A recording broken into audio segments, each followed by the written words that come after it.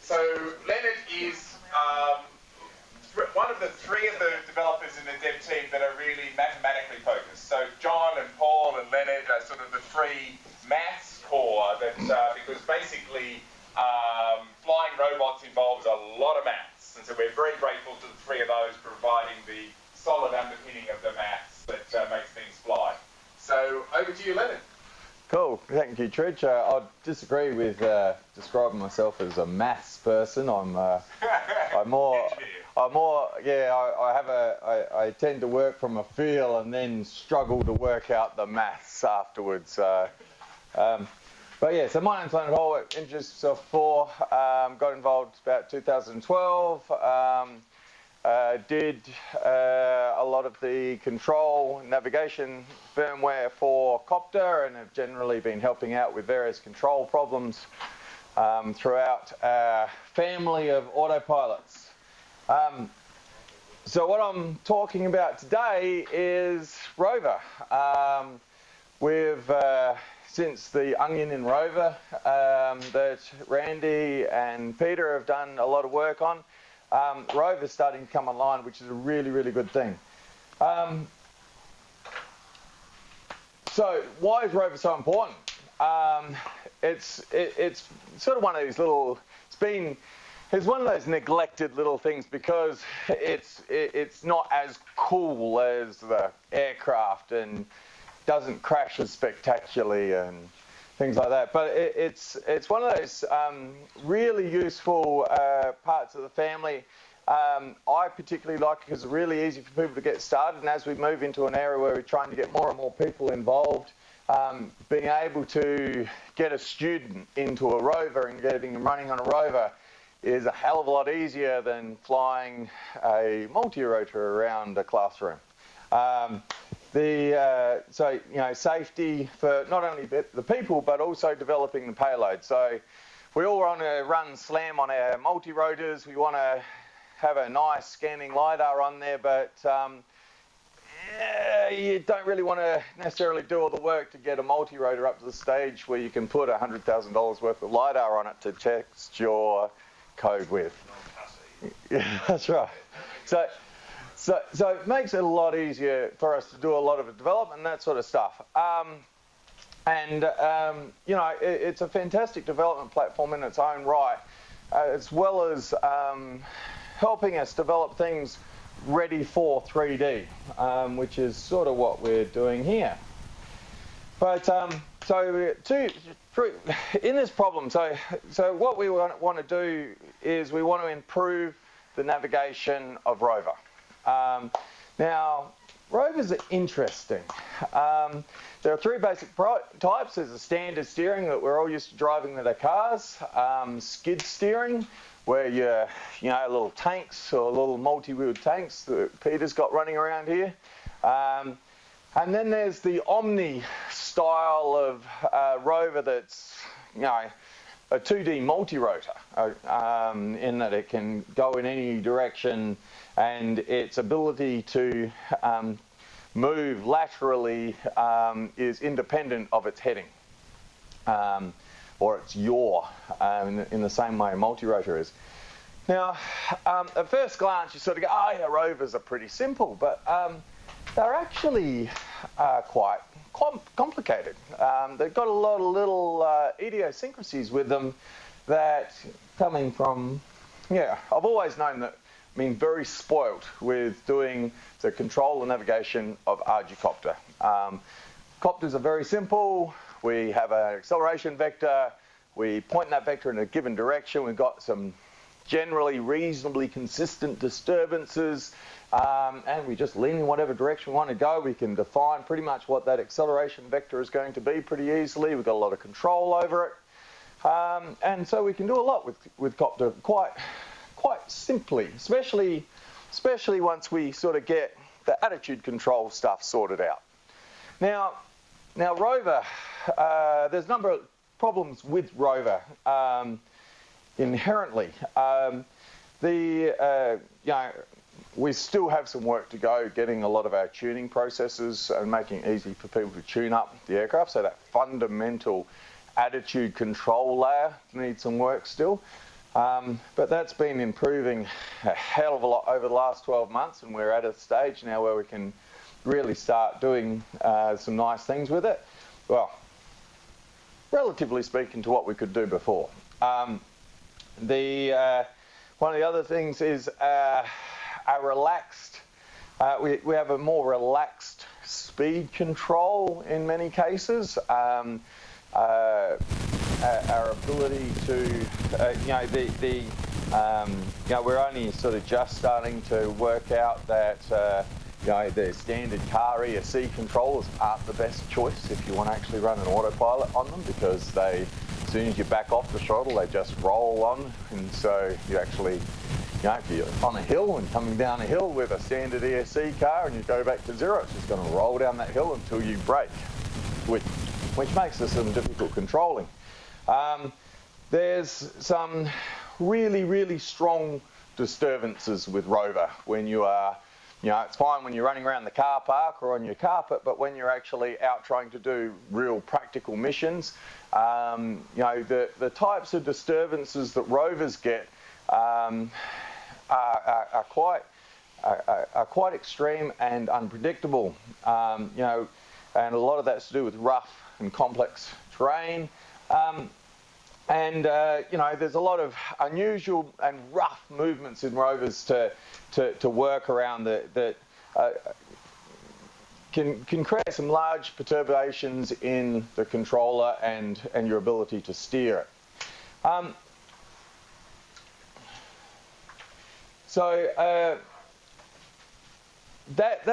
That three types of steering, we'll come back to why that's particularly tricky in a minute. But so we want to design a new navigation controller. We've already got a bit of a navigation controller. We use Plane's navigation controller.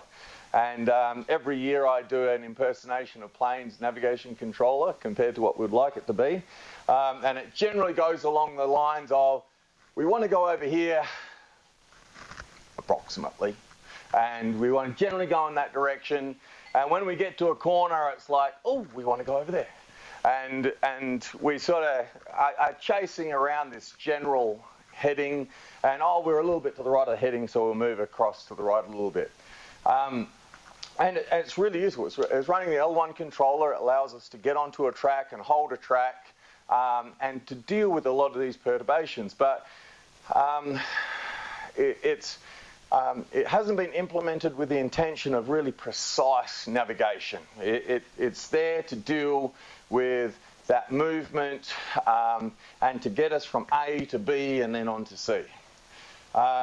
It takes care of sort of staying on the track for us, and if tuned up well, can do a very good job.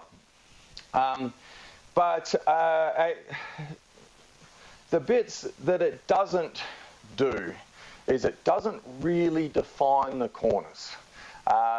Once we've actually got a nice straight track, we can get on that track, and if we're not disturbed too much, we can follow that track reasonably well. But once we get to the end of the waypoints, it's like Tridge's following me aircraft the other day. Every time it hit a corner, it's like, oh, no, and then it zips off back and gets back on track. So now we sort of want to improve this. We want to take Rover to a little bit more where where Copter is, but we'd like to improve Copter down the track as well. But we need to come up with a navigation controller architecture that can handle a wide range of steering types and cornering methodologies. It must be a significant improvement over what we've already got. What we've already got is working, and when people are developing, it's easy to say, oh well, I've got this great idea. Let's it improves this. But we've got something that's working. That works across quite a broad range of cases, and we've got to make sure that whatever we try and do is actually an overall improvement with very, very few, if any at all, negatives on, what we don't want to be leaving that little core group behind that's got this little application that relies on this ability of the old controller, and then our new controller that we're all happy with comes along and it can do these nice things, but then it lets those people down. We want to improve it across the board if possible. So its capability needs to be improved, its reliability and repeatability, and I think what I'm going to suggest today will do that. It's also nice, so it's simpler.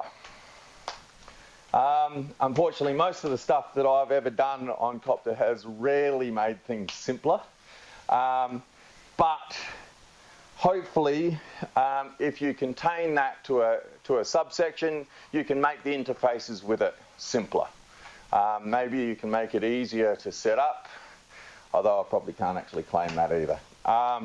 Auto-tune, I did auto-tune, that makes up for a lot of it.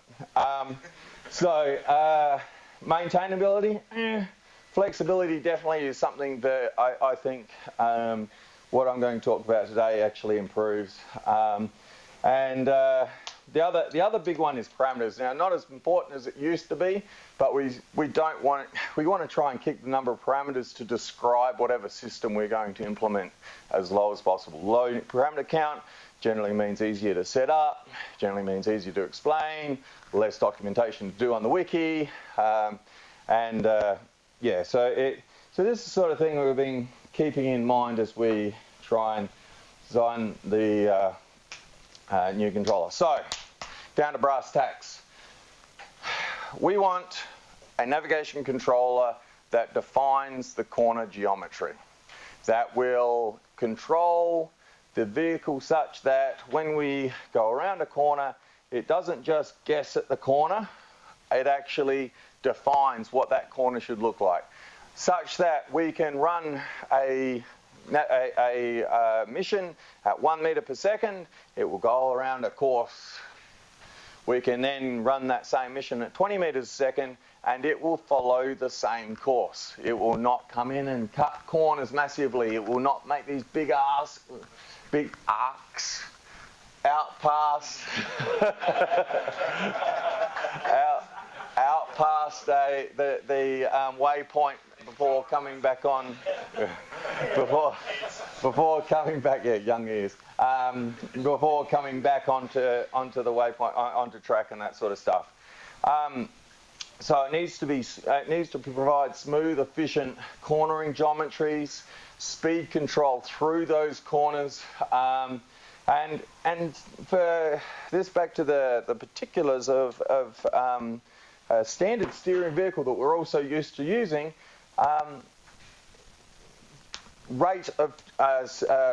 Rotation rate, turn radius control allows us to actually define or at least predict repeatedly what we can actually achieve when we go around a corner. And that's applying it to the various types of rover navigation that we can have. And from a controller's perspective, we want it to be free of discontinuities. And I'll get to that in a sec. Now, on the straight segments, we would also like a little bit more speed control. At the moment, we want to be at this speed, so we just offer that speed until we pretty much have an emergency stop at the end, and we've got these things in the code that try and stop us going too fast around the corners, but we don't have a real defined way of going around these corners. That hopefully that statement will become clear. So let's make a nice straight line circular corner. That's sort of the first go-to. That'd be nice if we could just do that. We could define what our if this is our waypoint here, we know we can work out what that distance there is. We can make sure we go through that waypoint radius. But is a nice circular corner like that a continuous curve? And it's pretty much yes, no. So what I mean by that is we can go around that curve with a nice continuous velocity curve, continuous position sort of curve. But as soon as we hit acceleration, we get this massive step discontinuity. We're going on, and if you've went and tried to drive around a roundabout with only using 2 positions on your steering wheel, and watch what happens to your passengers, which is probably not a good idea to be doing simultaneously to go around the roundabout, but if you go whack like that, all your passengers go whack and hit their head against the passenger side door, and because your acceleration, the forces go from 0 to 100% instantaneously. Your steering wheel has to instantly move from here to here. That creates this step response through your steering controller, impulse responses through your jerk controller. If anybody knows anything about system identification, that's a great way of discovering all of the oscillatory responses of your system right there. In fact, that's how we actually can characterize systems, by placing precisely those shapes through our controller systems. So 2 straight edges and a circle joining them is not a nice continuous corner geometry for us to use. So what we want in a corner is something that actually turns into the corner and then turns out of the corner. Ideally, it'd be nice if it also could brake into the corner, let off the brakes at the apex and accelerate out of the corner. Ken likes riding motorbikes, so if anybody's actually can picture a motorbike going into a corner from above, gives a really nice visual of the sideways acceleration, and generally they're pretty good at actually conveying the forwards acceleration and the braking into the corner as well. So we would like to actually have that sort of, be able to generate those sort of corner geometries where we're braking hard into a corner. Just mentioning the big difference with that and planes. Planes, you don't want to slow down for a corner, whereas a rover you do. Because a plane, if you slow down for a corner, you fall out of the sky. Only if you're going slow, Tridge. Yeah. You can do it in planes, but there's a limit in how much you slow down. Rovers, if you slow down too much, the ground holds you up. Yes, I know, but on the flip side of that, standard steer vehicle, if you slow down too much, you can't turn. Very true. Yeah. So, hence one of the little tricks. One of the reasons why rovers are such an interesting thing to develop this navigation controller on. So if we're flying a fast jet, for example, where we want to go fast, we want to actually have we have pretty tight boundaries we want to actually fly in. Reasonably draggy vehicle, will slow down pretty quickly on its own when you drop the power back.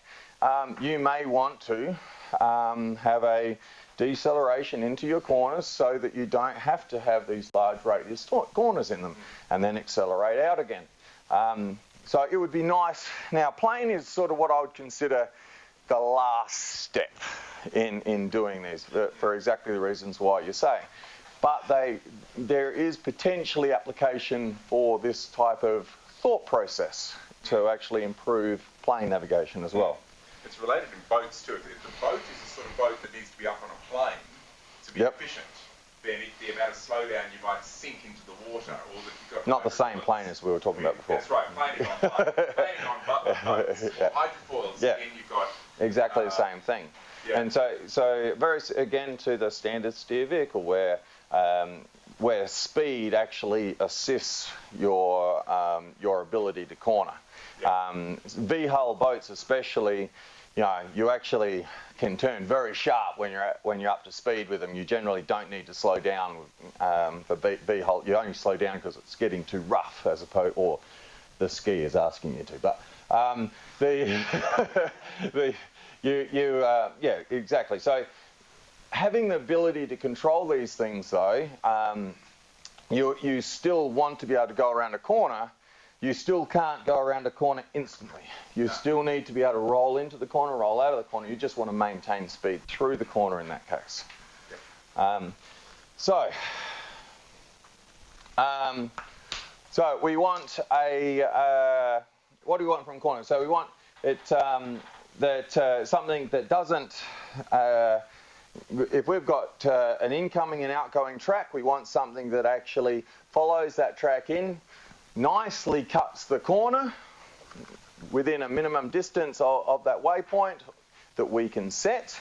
We'll slow down if needed. Perhaps we can actually ignore that altogether if we want to.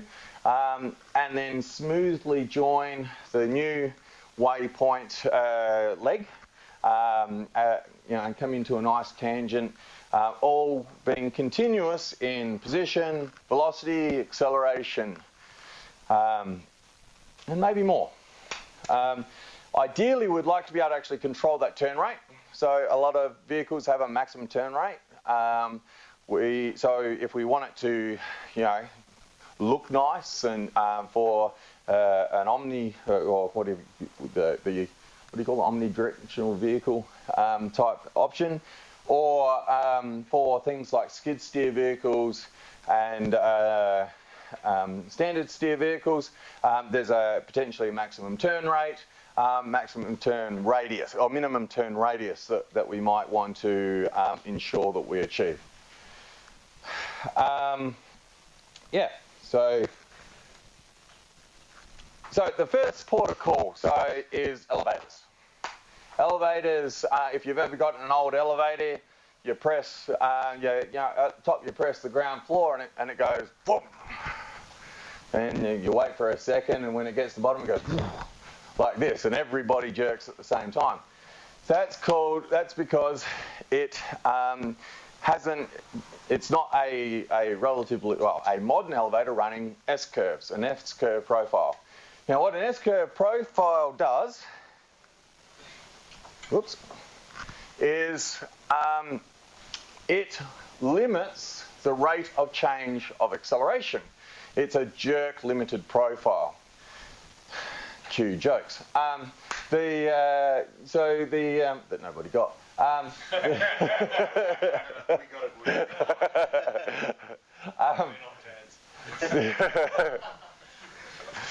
The kids didn't get it either. So what that does is we move down, and jerk is the rate of change of acceleration. So by limiting the rate of change of acceleration, we're able to ramp up that acceleration. That's where you get in the lift and you go, as it accelerates down, and then when you get to the bottom it goes, just a little bit nicer. And it's also when you're braking at the traffic lights and you come in, if you just maintain that position on the brake all the way in, you get to the end and it goes, and that's because you went from a constant deceleration while the wheels are moving, and as soon as those wheels stop moving, you stop accelerating. And all of a sudden your vehicle is stationary, and you haven't had a chance to actually relax off the muscles in your body, which is why you get that sudden jerk. And this just gives the person in the elevator, or the person in your passenger side seat, time to relax and absorb that change in acceleration. So the problem, though, is I looked at this and sort of went, well, that looks like it's going to solve all my problems. Now, the problem is we've got a whole heap of states here. And it's not a problem I've actually solved, by the way, but we've got all these problems, all these different modes where you're moving from a state where it's increasing our acceleration, and then we get to a maximum acceleration, and then we're getting to our maximum velocity, so we have to reduce our acceleration to zero. We're at a maximum velocity now. Now we're starting to get to where we need to be, and we have to go back through that process again to bring that acceleration back down to zero. And so it's quite, so we need to define all these points. And part of the challenge with that is it's very difficult to solve our position in time based on our distance from where we want to be. We can predict what we want to do and plot out a timeline over which we will get from point A to point B, but it's very difficult to say, okay, I'm at point here and I want to revert that back. It is possible to do, but the maths is nasty. And then we've still got all of these discontinuities in jerk. And jerk actually isn't, who cares about jerk? But when your controllers are actually often working down in the jerk realm, a multi-rotor, for example, jerk is rate of change of roll and pitch. So we would like to be able to not have these discontinuities in jerk. So I was looking at these curves and I sort of thought, wow,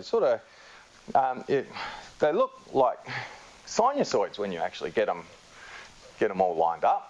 What if we replace the jerk with a sinusoid? When you differentiate or integrate a sinusoid, you get another sinusoid, and so you sort of automatically get another layer of continuous curve below it, sort of for free. And so I worked through this problem using jerk defined by this function. Initially I did it just on a sine, half sinusoid, and I made the jerk the entire length of the acceleration, which was really, really nice because it meant I could solve all those equations really easily. It created these nice corners, but it also meant if you had a low acceleration and a high velocity, you're going to creep up to maximum acceleration just for a moment and then come all the way back down again. And it wasn't going to give that response that we wanted to have out of our vehicles. So, what does this give us? It gives us a nice S-shaped curve here for the jerk, which is nice and smooth. Now the beauty of this is we can actually base our maximum limits for the time over which we build that sinusoid and the maximum peak based on our physical limits of the vehicle, if we understand our vehicles. So we can actually ensure that it's within the mechanical capability of the vehicle. Can I ask a question again? Yep. Go back to the first set with the black and white graphs. So can you just clarify for me, define jerk on those graphs. Where is jerk happening? On the bottom one where we make the change in acceleration? Yeah, so the jerk is rate of change of acceleration. So we have a finite jerk. If our old thing, this would have just went straight up, across, straight down. So we want to accelerate now. Is to always have smooth change of acceleration. That's right.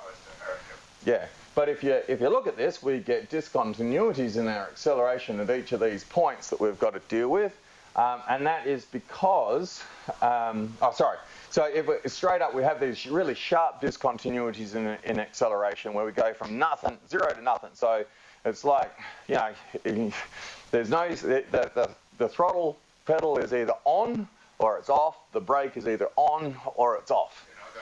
Just clarifying before we go too far ahead. Lost the it. top graph velocity, middle one acceleration, just the writing should be said in the back. Middle one acceleration, bottom one jerk. Yeah. So this gives us a nice smooth velocity curve, but we get a. So this picture is not the solution. This picture is the problem. No, this picture was where I started on the problem. Right, yeah. So ideally, that bottom graph would be smooth. That's right. Ideally, we wouldn't have corners on the acceleration here, and we wouldn't have corners on the jerk. So the people are still happy in this situation, but your electronics aren't. That's right. So the person standing on the elevator gets a nice elevator ride, or nicer elevator ride, but the electronics still have to deal with these sharp discontinuities in their ability to control the jerk. The jerk needs to punch up and punch down. There's somewhere down there, depending on what's that? It's stopping such a jerk. Yeah, that's right. We want to stop being such a jerk. Now you get the joke. It's a little bit slow. You got there.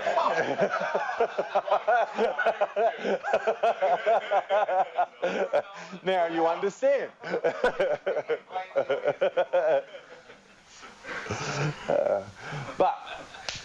Yes, we want to stop being such a jerk. So So this function replaced that. This is just that first rising edge of the jerk. We now have a continuous curve that comes up from a tangent to where it was, no discontinuities, all the way up to our maximum jerk. Now, from that we get an acceleration curve now that looks like this. You can see now the two jerk curves with a constant jerk in the middle that comes down to 0 as we reach our constant acceleration, more constant jerks, and then we bring our acceleration back down to 0. But you see now on the acceleration we're getting these nice little curved lines where we start rolling in or rolling out of the acceleration. And so that's smoother throttle response, smoother braking. It gives the controllers time to adjust to the new forces that are being placed on them. Now, the velocity profile doesn't look so different. Velocity profile looks very similar to what we're used to doing, so that person on the elevator may not notice the difference between that elevator and this elevator. It just might add one star to that elevator, just a little bit more comfortable, just that little bit smoother on the end. And then finally, least interesting of all, the change in position, because we really don't see much of a change in position. By the time we go through these little changes down here, the position has moved so little we really don't notice that. It's very relatively small. So this is a trigonometric S-curve profile. Can you tell when I actually spelt that I missed out the first O and N? And because I used to pronounce it trigonometric, but it's trigonometric. Sorry, that was just for me. So so you can see here, this is all the individual graphs that you saw before, with the jerk being down the bottom. But now if you have a look at jounce or snatch, so snap, because it's snap, crackle, pop underneath that. But now we don't have a there is a discontinuity in jounce now, but it's not too bad. It's a sinusoid poking up, so it's not a step change at least. It's a step rate of change, but not a step change. So. Yes, that's right. The next one becomes a solid discontinuity, but it's moved two levels down. So we've got a better elevator. We can do great straight lines, especially if they're just up and down. But this doesn't tell us how we can do nice corners. Okay, this doesn't help us at all with our corners. Is it the same for the acceleration aspect of the corner, like the angular acceleration? We want to have a gradual, a continuous angular acceleration and back down. That part's the same, but whether or not it actually makes a corner that looks good at the other end. Well, it needs we want all of those things to be so. Our rate of change of turn rate, centrifugal acceleration through the corner should gradually increase and decrease. It should cleanly link up with the acceleration out of the corner and deceleration into the corner with no discontinuities. These are all the things that we would aspire to achieve. So this is our basic geometry that we sort of want to achieve. So with this circle here is our waypoint radius. This is how our minimum distance we want to get to the corner to say, okay, we've done that. This is how we want to move through this corner. These two lines here are the legs to the previous and next waypoint, and we sort of what would ideally like to be able to achieve a corner that comes in skips just inside of that circle or just along the tangent to that circle, and then turns out and connects the tangent to these two legs, like from and to. So this is the result of taking two S-curve geometries and linking them up in a particular way. So we've got a trigonometric S-curve coming, deceleration coming in, and at some time we have another curve, an identical set of curves, accelerating away from this waypoint off in this direction.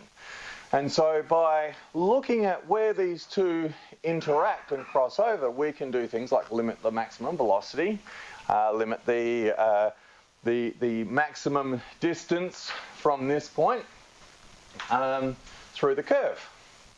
So this is an example. The two lines you see here, this is the line that the velocity vector traverses, and this is the line that the acceleration vector traverses through this corner. And so that symmetrical, is that important? it is helpful. I mean, it is the assumption that brakes and acceleration of the vehicle are equally opposite, right? Or is that So at the moment, so these curves are assuming that your maximum speed that you're looking to achieve on the next leg is the same as the maximum leg. that's the speed aspect. And same with acceleration, and same with the maximum jerk. Is this all, would this maths all operate in earth frame or vehicle frame? I'm thinking wind, current in the water in boats, these sort of things. What? I'll explain that. Okay. Yeah, I'll explain that now. So this is what it looks like going through this corner, and this is a nice curve. It's a nice corner. It rolls nicely. This is the there's a little green vector that you see here where it's just braking through here, then it starts accelerating. So it brakes up to a peak and then starts accelerating forward through there. So it's just slowing down a little bit. That's a nice picture. Yeah, so it's slowing down a little bit into the corner. Its corner acceleration peaks up as it starts turning in, and then as it comes out of the corner, it accelerates out of the corner and straightens up, which is exactly the sort of thing we want to do. Now, this is a nice open corner. All I had to do here was limit my maximum velocity. So I just ensured that the velocity of my incoming curve is slowed down actually no, I didn't really have to do that even here at all. But because it's an open curve, it's a fast corner. We don't really have to, we're just really changing direction a bit. We're not really trying to slow down a hell of a lot. So when I did these curves, so what I've done is I went through and I've said, okay, I want to define this curve. So the starting point of my second S-curve is such that when the two S-curves cross each other in position, that gives me my center point, and that center point has moved close enough to the waypoint that I get inside my minimum waypoint radius circle, and you can see from here I didn't have to change that at all. So as soon as I actually started de-accelerating for the first curve, I started accelerating for the second line, and that's naturally the line it drew, and it didn't have to be constrained or limited in any way because that curve already went inside of that circle. So this is a set of curves. You can see, now I haven't labelled all this, but this orange line here is the magnitude, which is sort of the interesting, the other two are X and Y.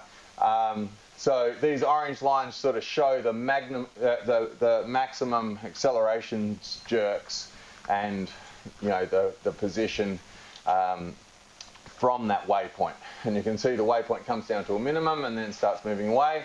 The velocity stays almost dead constant all the way through the corner. The acceleration comes up to a nice flat plateau, holds it through that corner, and then comes down again. And the jerk, the change in accelerations are nicely limited on each side. So it's a very clean sort of corner geometry. So if we make it a little bit tighter, now as we get tighter, corners become more problematic. And so now you can see this has actually come in, and that position limit I talked about has kicked in here. And if I remember correctly, the velocity limit, well, maybe it's just the position limit here. Now you can see the actual acceleration profile has changed to a diamond shape, and it's starting to show a problem here. But we're seeing acceleration come up to maximum on the braking while we're braking into the corner because we're not turning yet. We then go into a turning phase where we're turning through the corner, and then we move out to an acceleration phase where we're accelerating back up to velocity because we're having to slow down for that corner. Now all of this is nicely falling out of the maths. It's a simple equation of, you know, when I just do this calculation, when it's less than my waypoint radius, then I'll start the next waypoint.